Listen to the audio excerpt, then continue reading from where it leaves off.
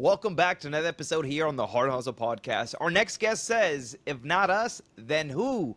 And that's why she kept there for 40 years. Miss Bonnie, I appreciate you from an 18-year-old riding your 10-speed bike, because there was no e-bikes back then, to now the CEO. That's not just a career, that's truly a calling. So if we can kind of get into that story, because I love it, and I think so many people would enjoy the story as well. What made you take the job at Bridgeway at only 18 years old?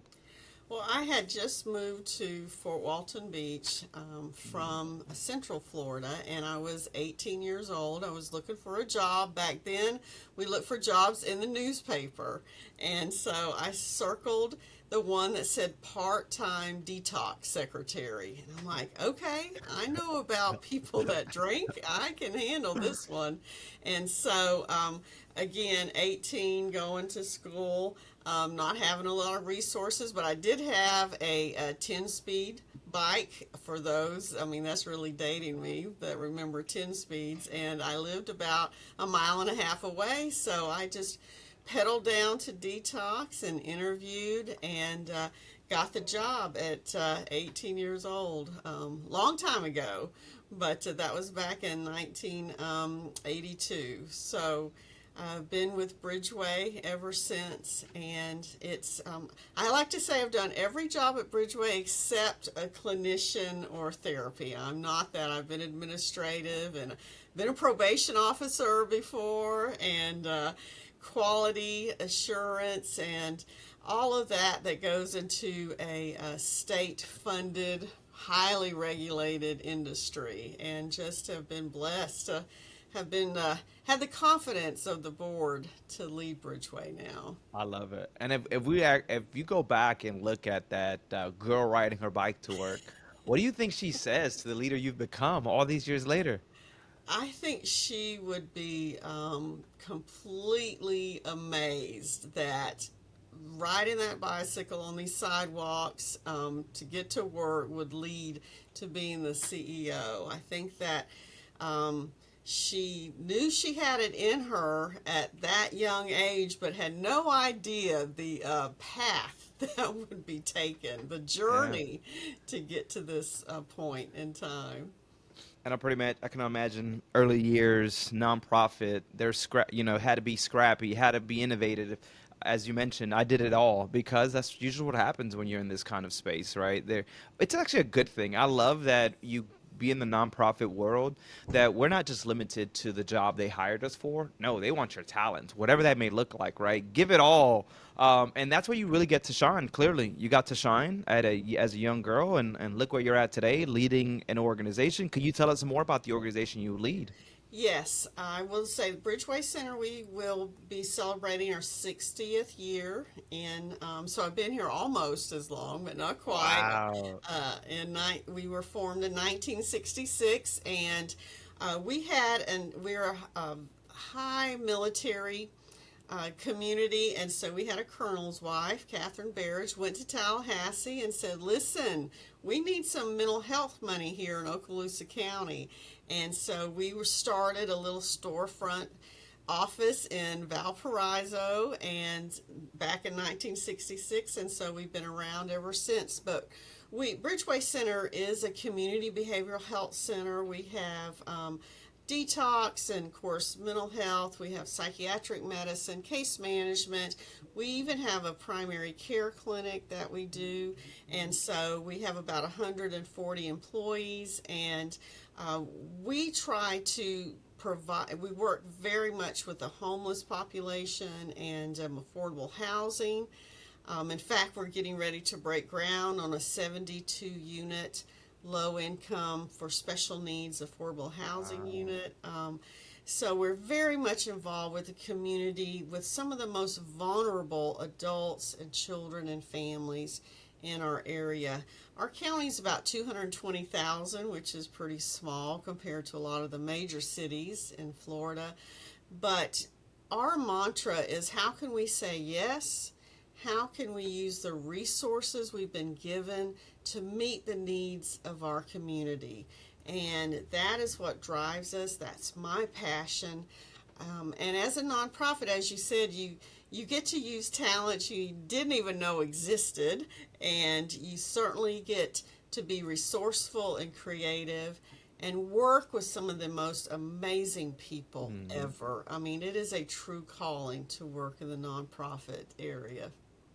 I do love it. I do love it. But what you're doing is not easy work, right? You're really trying to help someone overcome their challenges, overcome adversity. And while there's so much work, there's integrating that care of mental health, primary care, addiction, homelessness. Like, how do you integrate all that together to be such a game changer for your patients? We have a great community of nonprofits and support, but at Bridgeway Center, we have the philosophy there's no wrong door, and the patient and the client is the most important thing. Hmm. So we are able to collaborate, and if a therapist is meeting with someone who needs some place to live, needs to get started on their benefits, we have those resources available to make sure that it is a whole person care, that it's not just treating substance use, not just treating mental health or primary care, that we are looking at all of those needs of that person and what it's going to take for them to be successful, because the opioid epidemic has just been horrific.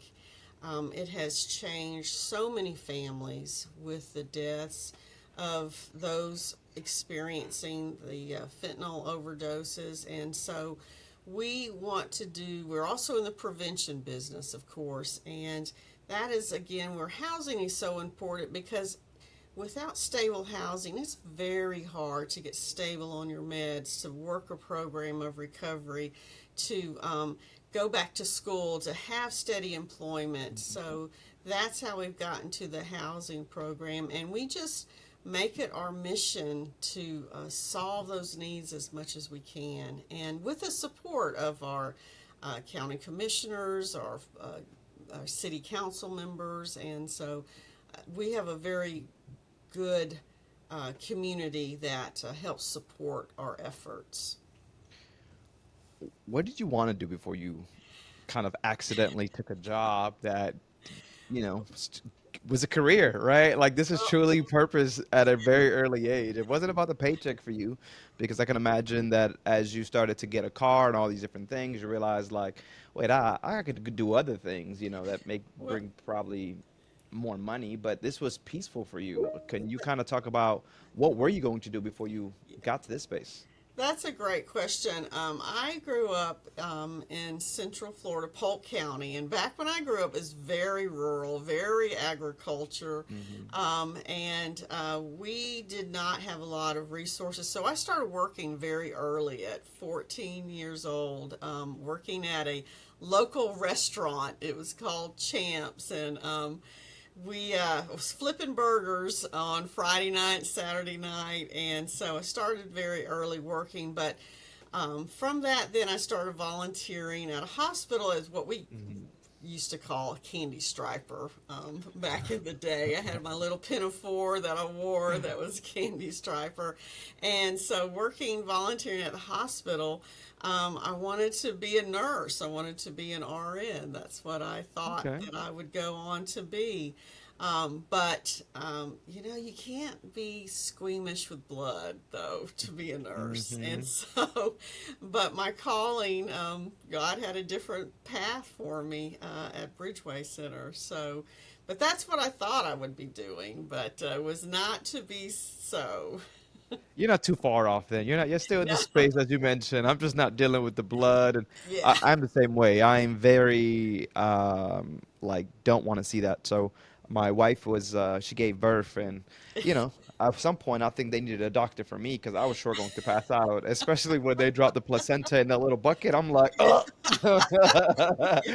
You had to get somebody for me, but it's even like that when I give blood. I don't look. I just do it. I don't want Yeah. to look at it. Oh man, I get nauseous. I get nauseous. Kudos to the people that do the work. It ain't me though. Yes. Um, Yes. 40 years doing this, right? I Yes. can imagine you've seen so much change, some good, some bad when it comes to maybe the government, just technology in itself, where we at as humanity, right? There's so many different um, things that can affect where we at when it comes to what you're doing. But now one of the biggest things that everyone's talking about is really AI. How do you Yes. guys see AI after all these years? We have now this new technology that's really kind of helping us do more of the things that we love, and maybe less of the things that are more repetitive in the admin, and maybe able to even communicate better when it comes to our patients, whether that is physical communication or even just, emails or cell phones. What is your thoughts on AI in this space? I think AI certainly has a place. It's here, it's not Hmm. going away. And so our challenge is to put up some guardrails. Hmm. AI is great for task replacement, it's great for doing a quality check on progress notes, treatment plans. It expedites a lot of writing, but it will never take the place of a therapist.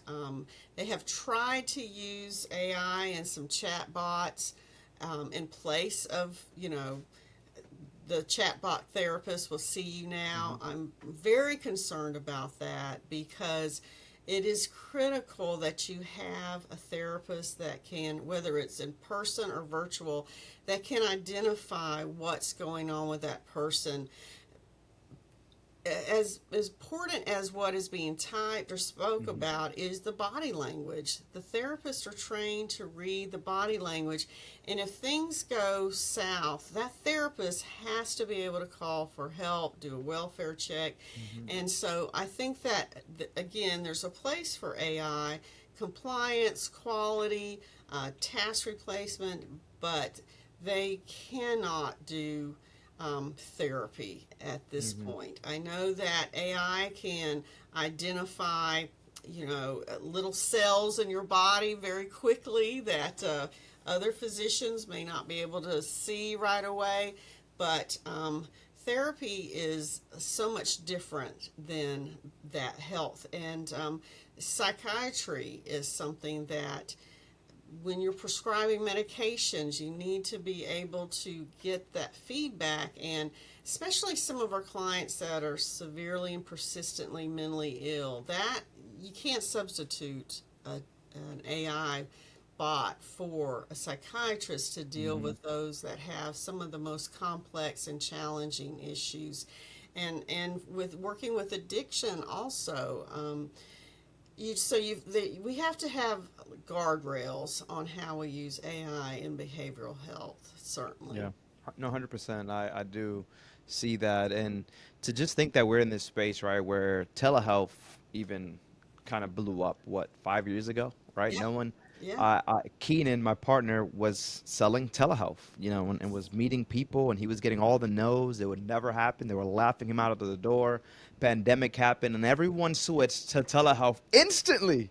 And it's yes. really the space that AI, it's also brought AI to us, I would say, right? It brought so many different things, and we're all still trying to navigate this new world after the pandemic because technology changed. I mean, the way that we get our food, like, we no longer have to go grocery shopping. We could either get delivered to the house or we could just park somewhere and they bring it to the car. Like, technology is really advancing. But as you're right, I can never see getting away from I love people. You know, Yes, even this, like, the energy would be, I could imagine, even greater if we were in person because yes. the energy that someone can really give in a room. Sometimes even telehealth could be a challenge. But I do see that people start at telehealth maybe, and then they kind of grow into that in person, like, especially for our young kids, they seem a little bit more comfortable kind of in their own room, in their own space, and then you see them kind of, okay, this is comfortable. I would meet you in person. Is that what you're seeing now with telehealth, kind of just people navigating from telehealth to in person, or vice versa? People love telehealth for the convenience of it. They Hmm. absolutely do. Our patients, for their med management, they love that because 15, 20 minutes, they're in and out, they don't have to take off work. People that want to have therapy, though, especially family and Hmm. children, they prefer the in person. And of course, working with children, we need to have parental consent and make sure the parents are all on the same page with that. So it's definitely has a place. We've seen it go both ways. Some people love therapy through telehealth. Through, I mean, you've seen that advertised on Yep. TV. But for our folks, we're finding they like that individual, personal attention with that therapist in the office Yeah. because it can be very frightening to start therapy. It takes courage to start therapy to say, I have an issue. And so you need that encouragement from your therapist and also to make sure that you guys are meeting your therapeutic goals and that they are there. So again, it definitely has its place. That's one thing COVID did was get us all on telehealth. And also, I would say that COVID helped reduce the stigma of depression and anxiety. That is not something that nobody talks about anymore. That we do Yeah. talk about that. But, we're social creatures, so we need to socialize. We need to be with each other. And loneliness is becoming an epidemic now Yep. because a lot of folks just stay online. I mean, they do all of their conversations and their friends are online. They don't have a 10-speed bike to be riding around. You know what I mean? Like they don't believe in those things no more, buddy. I Nobody has a 10-speed know, bike. I know, but Um, people but need people. I'm seeing, as you mentioned, being lonely is kind of where we're at now, right? People are facing loneliness. And even recently, I have a friend that, divorced man, just by himself, and all he does is work. So yesterday, he mentions to me, he's like, "Hey, I don't know, Ephraim. I don't even know if this is what I want to do anymore. Like, should I? I'm just stuck. Should I go see a therapist? Should I go do this?" And he just starts to name all these different things, and I'm like, this man's been in this space of electrician for years now, maybe 20 plus years. And I'm like, you just got to find something that makes you happy. Like start to volunteer. And I always tell people, volunteer at a nonprofit. You just never know. That could be what it actually helps you. But I also feel from his sake, it was because he's always complaining about a certain employee. And I'm like, well, sometimes that employee is what's causing you the stress and the anxiety and making you feel some type of way. And I feel that we have to invest into our people. I bring that all back to say that we have to invest in those people that are actually working for us. So I said, hey, man, if you're feeling someone's a problem, you have to invest that time, whatever that may look like. What are you guys doing, Bonnie, to make sure that you invest into the people that work for you because it really, especially those people on the front line, it matters most that they are at 100% because that way they can give to the clients 100%, to the patients 100%. What is your thoughts on that? My thoughts are that in this field and in any field, people need to feel that they are valued, that they're appreciated, that they do have a voice, and that's why we say to our supervisors, you need to meet with your folks one-on-one. It's great to have staff meetings, but you need to meet with them one-on-one. Employee recognition is huge, but a personalized thank you goes a long way.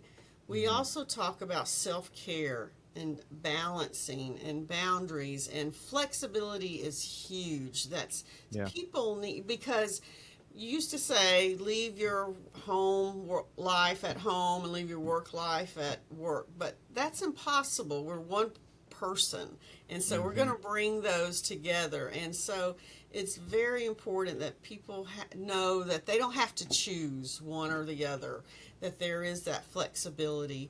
And part of that is just talking with them and understanding where they're at and what's going on with them. But again, self-care for our therapist, we encourage them to take their PTO and professional development. They're lifelong learners. They want to know how they can help people more. But again, it starts at the top. And so I do my part on recognition, but what really matters is when a supervisor goes to that person and say, you did a great job. I saw, I heard, I appreciate what you did. Makes such a difference because we all need that affirmation Mm-hmm. that what we do matters. And people that get in the nonprofit world, they get into it for the mission. Yeah. They get it so that they know that it matters that they show up, that they have the potential to impact somebody's life for the rest of their lives. And so appreciation and affirmation goes a long ways with that. If the Heart and Hustle podcast has ever sparked any idea or made you think differently, do us a favor. Make sure to guys share this, post it on LinkedIn, or even text that nonprofit friend that you just have. Whatever works, this is what keeps the conversation going and allows us to just grow this community together. Seriously, we appreciate you. How about to the comment, because I'm pretty sure a lot of people hear this, of him saying, should I seek therapy? Right? A lot of people, do you think automatically when someone says that, it's a, yes, it's a no-brainer, that's what they should do? Or was he just saying it? Because I think sometimes people say things in talking, and those are red flags that we got to think of. What are your thoughts on when someone says that? When someone asks if they should seek therapy, that means they've already thought about it for a while. That's not something people just say off the cuff Hmm. generally. And one thing about therapy, it will help your friend clarify, okay, what's going on? Because a divorce is a traumatic experience. It is, in a lot of ways, it can be more difficult than a death because you never really get that closure in a lot of Hmm. ways. And so he's got a lot going on. So I think you have to look at the totality of the situation. And while he may be disgruntled or not happy with his employment, he has just gone through a major life change. And so I think that encouraging them to, doesn't sound like a bad idea. I think they could probably help clarify what's going on, what you've been through. And so it's never a bad idea. I would never discount it because it takes a lot for folks to say, do you think I should see a therapist? Yeah. Generally, there's something else going on there that they've thought I tell you about. what, Bonnie, I love that people even say that often. Like, should I Yes. see a therapist? I should speak to a therapist. Because it wasn't something as we grew up. I mean, I'm 35 years old. My mom wasn't talking about therapy when I was really going through the sexual abuse and the adoption. I mean, the sexual abuse she didn't even know was happening, right? But there were so Yeah. many different things and probably red flags of me showing out in school and all these different things that should have kind of triggered someone to say, there's a problem here. But no one was thinking like that now, right? But now, I mean, ChatGPT, we can put in our symptoms or how we're feeling. It automatically tells us you should see a therapist or something.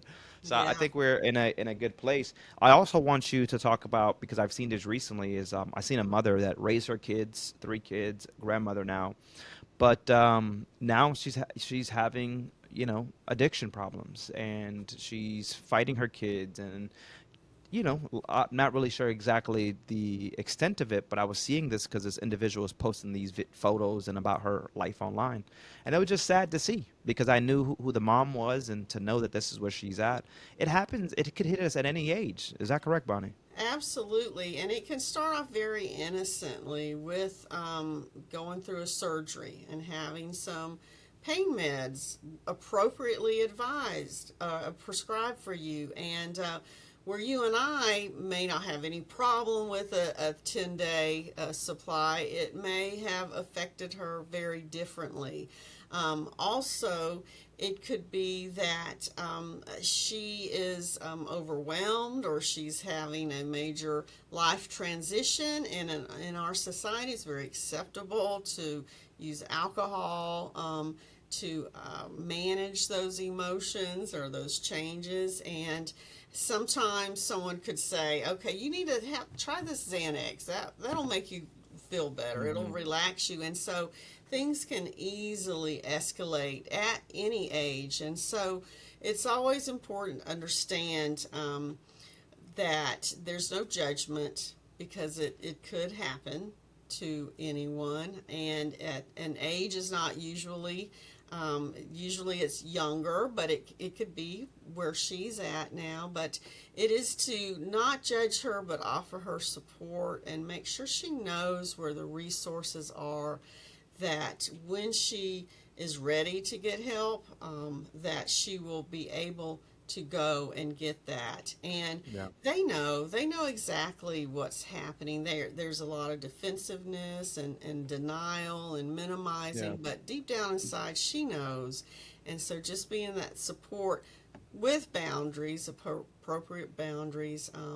But the main thing is that she needs to get help, just like any other disease that she might be incurring. Yeah, no, when I seen that, it was very sad. But like you know, Yes. kind of just realizing that it doesn't matter the age, right? It doesn't matter the skin color, it doesn't matter your sex. Like when it happens, and we have to have be really good support systems to those that are going through it, right? Because we don't know what that actually feels like. I always say, my mom to this day is still into drugs, and I don't know what she's going through mentally. Just one day I hope that she finds the resource as we're talking about, hears that conversation. I'm a big believer, Bonnie, that someone would take something from here that we say today and it would change their life and we would never even know. Yes. So that's why I love to have these conversations. So I appreciate you kind of sharing that insight on what it looks like, and to allow people to know it doesn't matter who you are, where you're at, it could happen to you. And it's like even homelessness, right? Even homelessness can happen to any single body. You know, we sit here and we judge the person that's, on the corner today, but tomorrow it could be us.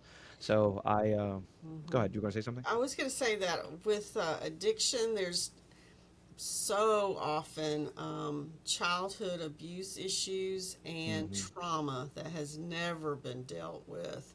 And so a lot of the addiction starts off as self medication. And with homelessness, so many people are just one paycheck away from um, being homeless. And if you have a major life event that happens, your car breaks down, you have a medical bill, you can't get to work for a few days, that can send you completely into Yeah. that spiral. But again, most people, you give them a little bit of help, a little bit of support for 90 days, get them back on their feet, and they're ready to go. So there are some who choose that lifestyle, but most people, it's not a choice to be homeless. And just helping them help themselves can make such a huge difference in someone's life.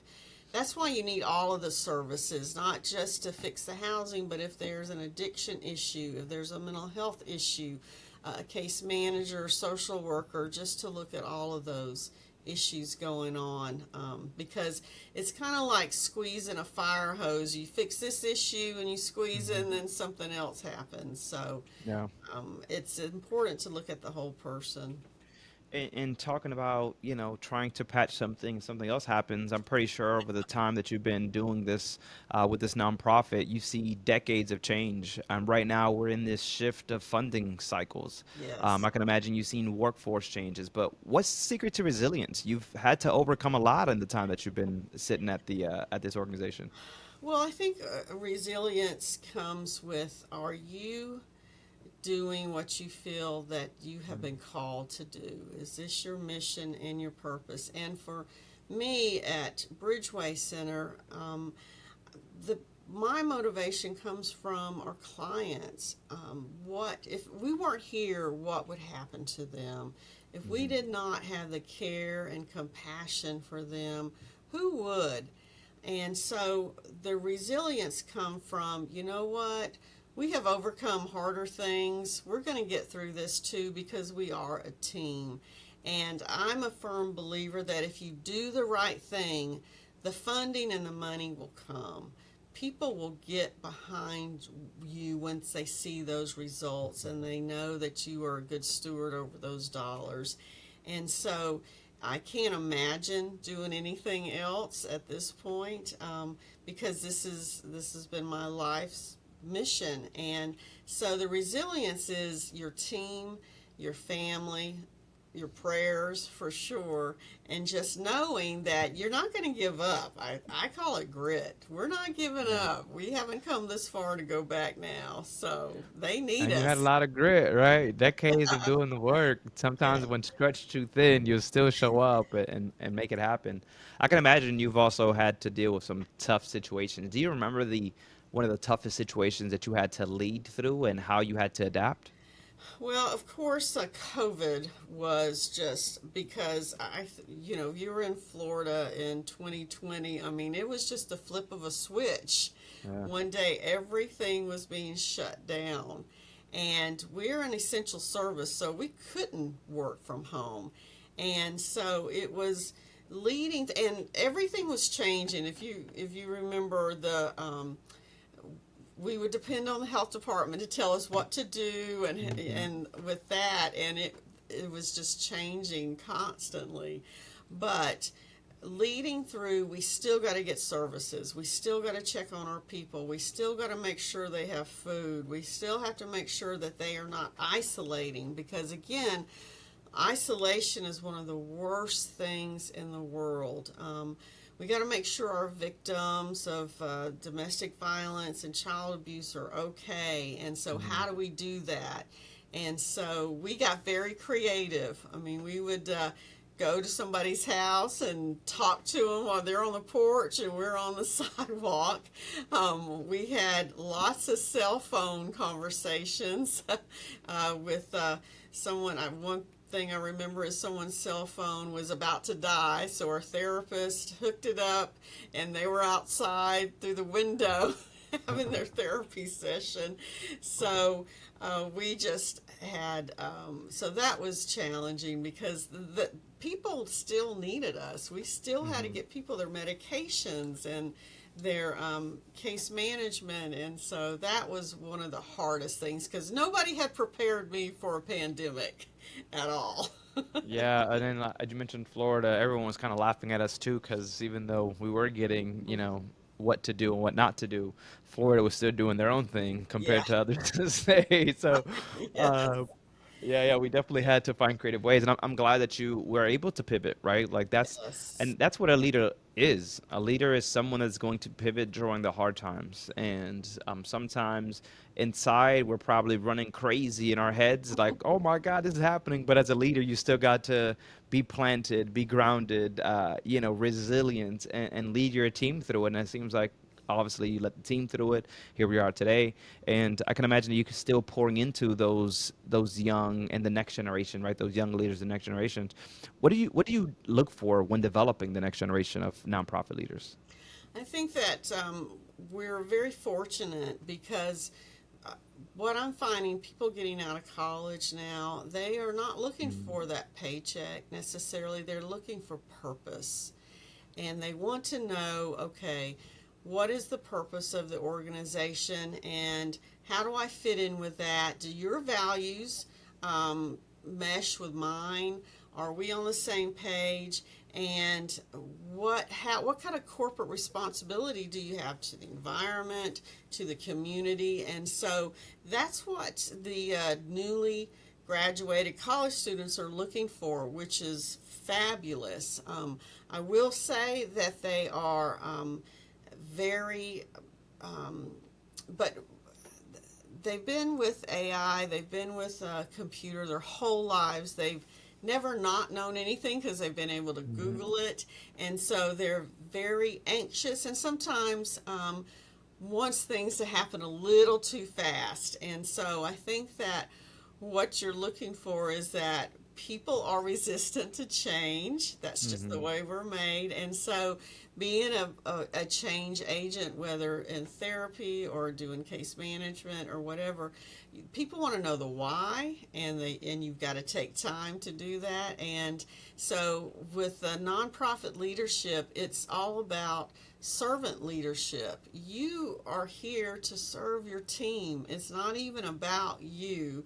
You're not successful unless your team is successful, unless your clients are being served. And so that is what I look for, is that you can see the greater purpose, the greater good. Again, the clients and the patients come first. It's not even about you. You talked about young leaders just knowing AI and newer technology. They will never know what this is, right? They No, will never know what this floppy they disk does. They'll look at you like, "What is that?" Uh, exactly. I was pulling out I was looking, I kind of keep memories, and I don't even know what's really on that. Probably since elementary days. I'm not gonna lie to you, Bonnie. So I can imagine it was just some maybe PowerPoint or something. But to think about, yeah, we've had to really go through a lot. I mean, the beginning of internet, the beginning of social media, the beginning of a flip phone. Remember when phones used to flip, or when the keys used to actually be on the phone? Now they're just all in the screen. Like it is crazy. And I think there is one of those, as you mentioned, kind of adapting to change, really on both sides. Really Yes. for those that don't understand technology and AI, because I see sometimes pulling back.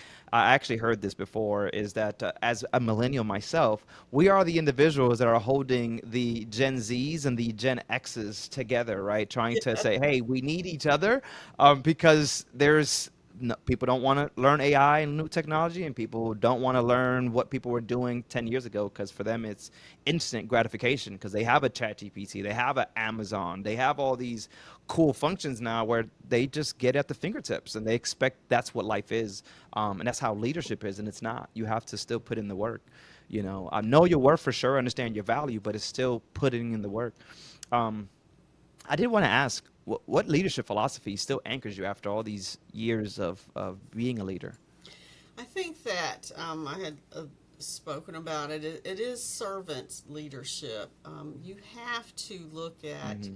your staff. I have 140 people at Bridgeway, which is a medium sized corporation, but my decisions can impact them and their families Hmm. and their children. And so that weighs heavy on me. So I think that knowing your scope of your responsibility is key, but also knowing where you need to engage and where you need to pull back. Nobody likes a micromanager for sure. And so if you Hmm. hire people, you need to trust them to do that job and let them know that you're there. If they have questions, that you're supportive of them, but you trust them. And so I always make it a practice to hire people smarter than me. That has served me well. That I have everybody in the room is smarter than I am and in their area of expertise. And so that philosophy has served me well, like I said.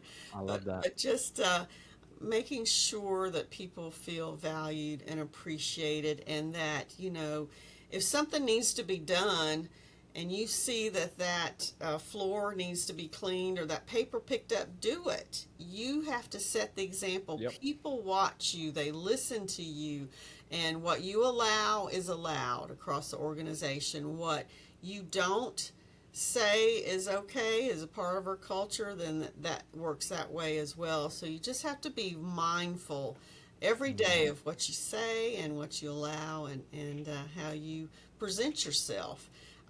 I say every day is unbelievable. Whether that's a good day or a bad day, it's been unbelievable. Yeah, So, yeah. I love that, and I love that you mentioned no matter where you're at on the totem pole, you should be comfortable doing any position, because that shows again true leadership. And clearly, that's why you've been in these roles of leadership for so long, because you get it. And I ask you as we start to wrap these things up. I mean, with 4 decades just serving this mission, what's the call to action you want to leave us with here today? that people with mental illness, people that are homeless, people with addiction are people, that there Hmm. is no moral decline in them. There is not less worthy of our attention, our care, our concern. That we all have family members or neighbors or somebody that we know have suffered with these special needs. And so I would say be gracious to them, try to understand where they're at and help them get the resources that they need. Don't pass judgment on them that they need help. They don't always want it, and they are very hard to serve sometimes, but you don't give up on people. Where there's breath, there's life and hope.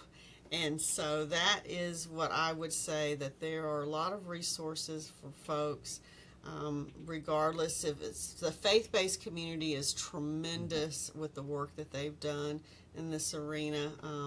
So just if you can just have compassion for those that are so vulnerable in our community right now. That's what I I would say. appreciate that, Bonnie. And where can people find you? Are you guys on social media? Where can people Yes, find? we are at bridgewaycenter.org. We have a Facebook, we have a website. So, yes, you can see it both places. And how about you? Are you active on LinkedIn if someone wanted to just pick Yes, your brain? yeah, I'm on LinkedIn as well. Yeah. All right, perfect. So, Yeah, got to get all those social medias out there. So many of them. We got to make sure we cover them all.